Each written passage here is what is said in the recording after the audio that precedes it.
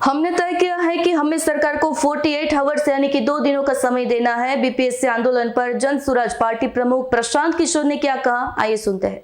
जैसा कि आपको अभी साथियों ने ब्रीफ कर दिया है, छात्र उनसे मिले हैं, हम लोग उनका धन्यवाद कर रहे हैं कि उन्होंने शालीनता से समय निकाला, मिले। लेकिन जैसा कि छात्रों ने, साथियों ने बताया, उन्होंने कोई निर्णय नहीं दिया है, निर्णय नहीं किया है। संभव है कि उनके स्तर की बात ना हो, संभव है कि उनको और विचार विमर्श की जरूरत हो, संभव है कि उनको चीफ मिनिस्टर से क्लियरेंस की जरूरत हो। मामला चाहे जो भी हो, जहां है वहीं है। हम लोगों ने अपनी बात लोकतांत्रिक तरीके से उनके सामने रख दी है। अब ये उन पर है कि इस पर त्वरित कार्रवाई हो। अभी हम साथियों ने मिलने के बाद ये जो लोग लौट कर आए हैं, तय किया है कि 48 घंटे का समय, 2 दिन का समय हम लोग को सरकार को देना चाहिए, लोकतांत्रिक मर्यादाओं को ध्यान में रखकर। चूंकि चीफ मिनिस्टर आज शायद पटना में नहीं है, रात में लौटेंगे, तो हम लोग 48 घंटे तक चीफ मिनिस्टर के आने का और आज जो चर्चा हुई है उस पर अधिकारीगण मिलकर जो निर्णय लेना चाहते हैं, क्योंकि मुझे जो बताया गया है कि बैठक के दौरान भी उन्होंने कहा है कि ये सब जांच जो हम 24 घंटे में भी करा सकते हैं। तो उन्हीं बातों का, क्योंकि मैं तो वहां था नहीं, लेकिन उन सभी बातों का सार जो है मिलकर हम लोगों ने तय किया है कि अगर, और ऐसी मेरी समझ भी है कि अगर सरकार चाहे तो अगले 48 घंटे में इसका एक उपाय, आगे का रास्ता निकाला जा सकता है। छात्र पूरी तरीके से आंदोलन से अलग हटकर पढ़ना चाहते हैं, अपनी जिंदगी बनाना चाहते हैं, ये टकराव का रास्ता नहीं चाहते हैं, कोई भी टकराव का रास्ता नहीं चाहता है। छात्रों ने एक कदम बढ़ाया है, तो अब सरकार पर है कि सरकार भी एक कदम बढ़ाए, मामले को खत्म करे। ये बिहार के बच्चे हैं, आप बिहार के अधिकारी हैं, आप मुख्यमंत्री हैं, लेकिन आपको इन्हीं बिहार के लोगों ने मुख्यमंत्री बनाया है। तो सहानुभूतिपूर्ण इन बच्चों के मांगों पर विचार करें और इनके पक्ष में निर्णय दें, ऐसी हम लोग की आशा और अपेक्षा है। और हम लोग 2 दिन तक इस बात को धैर्य के साथ उनके जवाब का, उनके निर्णय का इंतजार करेंगे। अगर मुख्यमंत्री मिलने के लिए बुलाएंगे तो सारे ये छात्रगण जो आज मुख्य सचिव से मिले हैं वो मुख्यमंत्री से मिलने भी जाएंगे, अपनी बात को फिर दोबारा रखेंगे।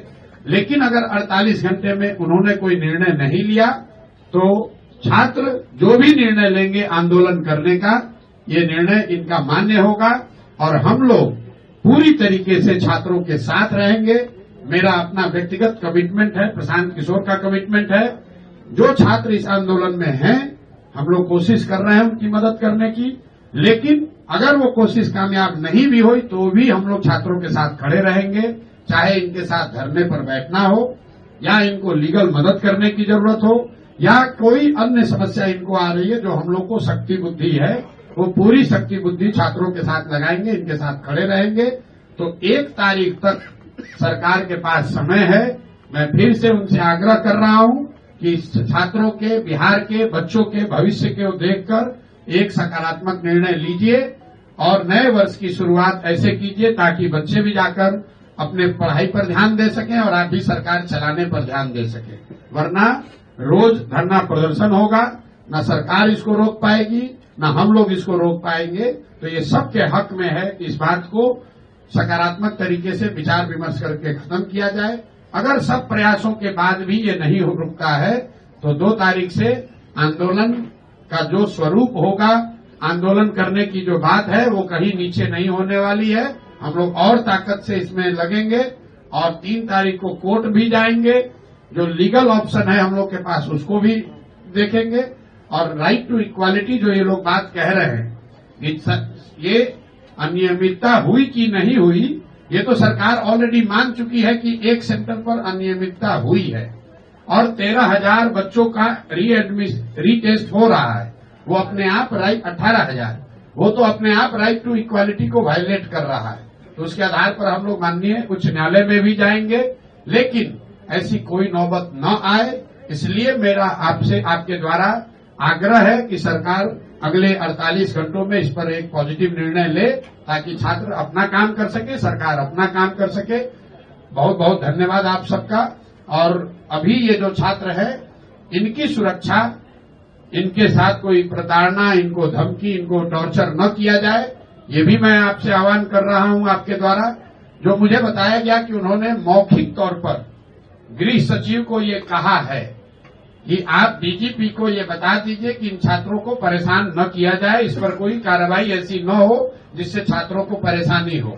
लेकिन ये उनका मौखिक आदेश है, शायद यही दे सकते थे। लेकिन इसके अलग अगर छात्रों को परेशान किया जाएगा तो कोई चुप नहीं बैठने वाला है, पीछे हम लोग हटने वाले नहीं है। वो जो भी लीगल ऑप्शन है, रूल ऑफ लॉ है, उसके अनुरूप उस पर कार्रवाई की जाएगी। आप सब आए, आपने हम लोग की बात सुनी, हम लोग की बात को आप जनता तक पहुंचा रहे हैं, इसके लिए आप सबका बहुत बहुत धन्यवाद। અમારી તમામ માહિતીથી અપડેટ રહેવા માટે જોડાયેલા રહો S9 ન્યૂઝ સાથે।